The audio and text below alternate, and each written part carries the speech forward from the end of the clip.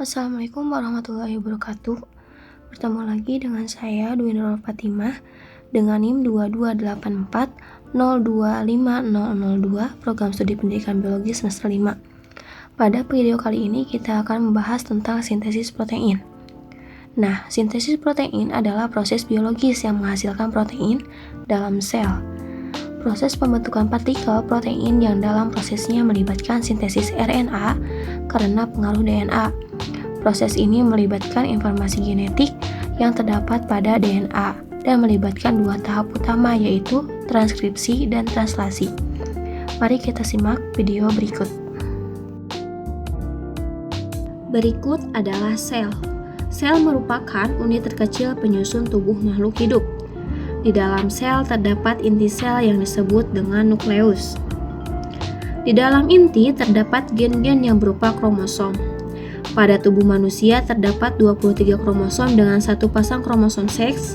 Setiap kromosom mengandung untaian panjang DNA yang tersusun erat di sekeliling protein yang disebut histon. Dalam DNA ada yang disebut dengan gen. Bagian ini merupakan petunjuk pembuatan protein.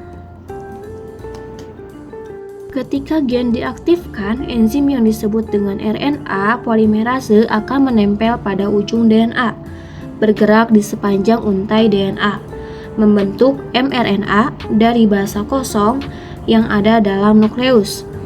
Kode DNA menentukan basa kosong yang akan membentuk mRNA, di mana di sini ada adenin A berpasangan dengan timin T, sitosin C akan berpasangan dengan guanin G, sehingga menghasilkan produk mRNA.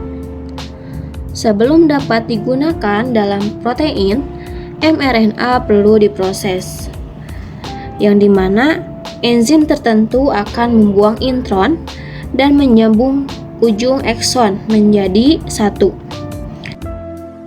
Kemudian mRNA akan bergerak keluar dari inti sel menuju sitoplasma melalui pori-pori nukleus, di mana proses ini disebut dengan splicing. Pada sitoplasma, mRNA akan diikat oleh ribosom. Pada bagian ini, ribosom akan membaca kode mRNA untuk menghasilkan rantai yang terbentuk dari asam amino. Ketiga basa penyusun molekul mRNA disebut dengan kodon, di mana ada 20 macam jenis asam amino.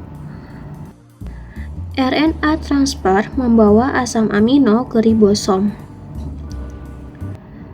Pada tahapan ini, ribosom akan membaca kode dari mRNA dan membentuk rantai panjang dari asam amino.